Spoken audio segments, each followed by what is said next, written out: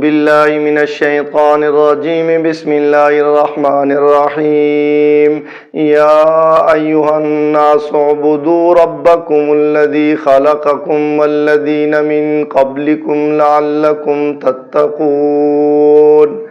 اے لوگو، عبادت کرو اپنے رب کی جس نے تمہیں پیدا کیا اور ان کی جو تم سے پہلے تھے، تاکہ تم متقی پرہیزگار بن جاؤ۔ محترم ناظرین، محترم خواتین و حضرات، پہلا پارہ سورہ بقرہ آیت نمبر 21۔ آج ہم چلتے ہیں اللہ تعالیٰ کا انسانیت سے اجتماعی طور پر سب سے پہلا خطاب۔ اے لوگو، اس آیت میں اللہ تعالیٰ نے دو اصولی چیزوں کی طرف بلایا۔ پہلی وہ چیز ہے جو اسلام کی اساسی اور بنیادی تعلیم ہے، جس کو اللہ کی توحید کہتے ہیں، اور اس توحید کی عملی شکل ہے اللہ کی عبادت و بندگی بجا لانا۔ اور دوسری اصولی چیز ہے جس کو لعلکم تتقون کے اندر بیان کیا گیا، تاکہ تم متقی پرہیزگار بن جاؤ۔ اور پھر اللہ تعالیٰ نے اس توحید و عبادت کے اوپر دو دلیلیں قائم کی ہیں۔ پہلی دلیل میں اپنی صفت ربوبیت بیان کی، اور یہ اللہ کی صفت ربوبیت وہ صفت ہے کہ بندوں کو سب سے پہلے اللہ کی اس صفت سے واسطہ پڑتا ہے، اور اس کے رب ہونے کا معنی کہ اسی نے ہمیں عدم سے وجود بخشا، اور اسی نے وجود دینے کے بعد باقی رہنے کا سامان دیا، اور اس نے ہمارے وجود میں اور ہماری پرورش کے اندر اپنی حکمت کے تحت تدریج ہماری نشو و نما کے اندر اس نے ملحوظ خاطر رکھی۔ یہ اللہ تعالیٰ کی ربوبیت کے کرشمے ہیں۔ اور دوسرا جو ہے وہ اللہ تعالیٰ کی خالقیت، اللہ کی توحید پر دلیل بنا کے پیش کیا۔ اور یہ اللہ کی خالقیت، اللہ کی وہ صفت ہے کہ مکہ کا کٹر مشرک بھی اللہ تعالیٰ کی خالقیت کا انکار نہیں کر سکتا۔ محبوب کو حکم ہے کہ وَلَئِن سَأَلْتَهُمْ مَنْ خَلَقَ السَّمَاوَاتِ وَالْأَرْضَ لَيَقُولُنَّ اللَّهُ۔ محبوب، اگر آپ ان سے پوچھیں کہ ارض و سما کس نے بنایا، تو وہ کہیں گے ضرور بے ضرور خالق ایک اللہ ہے۔ تو ربوبیت وہ صفت ہے جس سے ہمیں سب سے پہلے واسطہ پڑا، اور خالقیت اللہ کی وہ مشترک صفت ہے کہ مکہ کا کٹر مشرک بھی اس کا انکاری نہیں ہے۔ اور پھر اللہ تعالیٰ نے اپنی توحید کی دلیل میں دونوں زمانے پیش کر دیے، ماضی بھی اور حال بھی۔ اور پھر اس کے بعد توحید کی دلیل میں اس آیت میں تاریخ بھی پیش کر دی، مشاہدہ بھی پیش کر دیا۔ ان کو بھی اللہ نے پیدا کیا جو تم سے پہلے تھے، یہ تاریخ ہے جو بطور دلیل توحید آئی ہے۔ اور مشاہدہ کیا ہے کہ ان کو بھی اللہ نے پیدا کیا جنہیں ہم دنیا میں دیکھ رہے ہیں، وہ ہمارا اپنا وجود بھی ہے، اور ہمارے زمانے کے اندر جتنی بھی اللہ کی مخلوق ہمارے مشاہدے میں ہے، ان سب کا خالق جو ہے وہ ایک اللہ ہے۔ محترم ناظرین، اسلام ایسی توحید کا قائل ہے کہ جس میں اللہ تعالیٰ اپنی ذات میں، اپنی صفات میں وحدہ لا شریک ہے۔ اسلام ایسی توحید کا علم بردار ہے کہ اللہ تعالیٰ اپنے اختیارات کا خود مالک ہے۔ اسلام ایسی توحید کا علم بردار ہے کہ جس میں والدیت اور ولدیت اور نسب اور رشتہ داری کے کوئی معاملے اللہ کی ذات سے نہیں ہے۔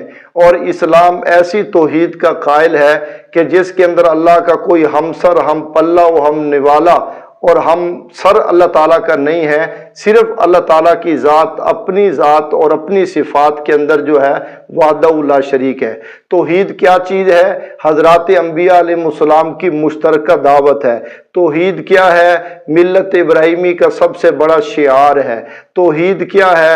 معاشرتی اتحاد کا وہ واحد نقطہ ہے جس کی بنیاد پر تمام مذاہب، تمام ملل والوں کو ہم معاشرتی اتحاد کی طرف اس کے داعی بن سکتے ہیں۔ تعالوا الی کلمہ سواء بیننا و بینکم۔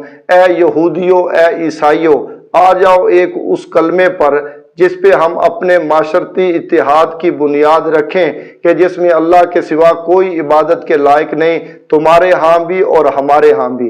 اور اللہ تعالیٰ نے اسی طریقے پر جہاں توحید اور اس پر دلائل پیش کیے ہیں، وہاں مشرکین کے جو لچر قسم کے دلائل ہیں ان کا بھی محاسبہ کیا ہے۔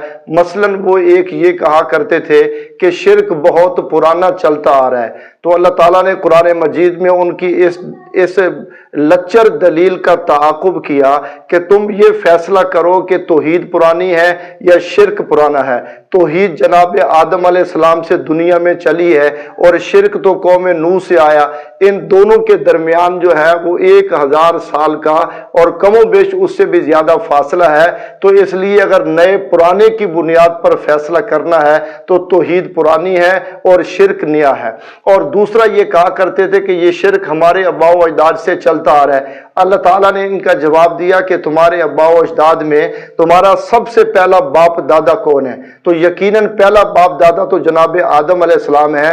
اب اس باپ دادا کے بارے میں فیصلہ کرو، وہ موحد تھا یا مشرک تھا۔ جب سیدنا آدم علیہ السلام تمہارا اصل باپ ہے اور پہلا باپ ہے اور اس نے آ کر دنیا میں توحید کی پرچار کی ہے، پھر تم کیسے کہہ سکتے ہو کہ یہ شرک جو ہے وہ ہمارے آباء و اجداد سے چلا ہے؟ تو توحید محترم ناظرین فطرت کے عین مطابق ہے، اور جو شرک ہے وہ فطرت سے بغاوت ہے۔ جو توحید ہے وہ طہارت ہے، اور جو شرک ہے اللہ اس کے بارے میں فرما رہے ہیں انما المشرکون نجس، کہ شرک جو ہے وہ نجاست ہے۔ اور دنیا کے اندر کوئی بھی ایسی دعوت نہیں ہے جس نے انسانیت کو اتنا نفع پہنچایا ہو جتنا توحید کی دعوت نے انسانیت کو نفع پہنچایا۔ توحید دنیا کے اندر وحدت و اتحاد کی نشانی ہے، اور جو شرک ہے یہ تفرقہ اور انتشار کی نشانی ہے۔ اور میرے محترم دوستو، محترم ناظرین، محترم خواتین و حضرات، یہ اللہ تعالیٰ نے اس توحید کو آخرت کے حساب سے بھی ہماری مغفرت اور ہماری بخشش کے لیے ایک ضامن کے طور پہ پیش کیا۔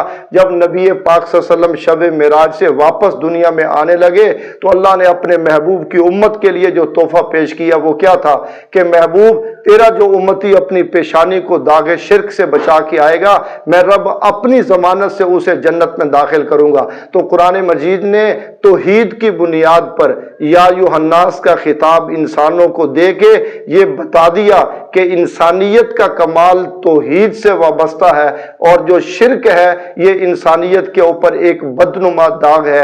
اللہ تعالی ہم سب کو اپنی عبادت و بندگی پر تقوی کے اصولوں کے عین مطابق زندگی گزارنے کی اس آیت کے جو تقاضے ہیں اللہ تعالیٰ ان پہ عمل پیرا ہونے کی توفیق بخشے۔ وما علینا الا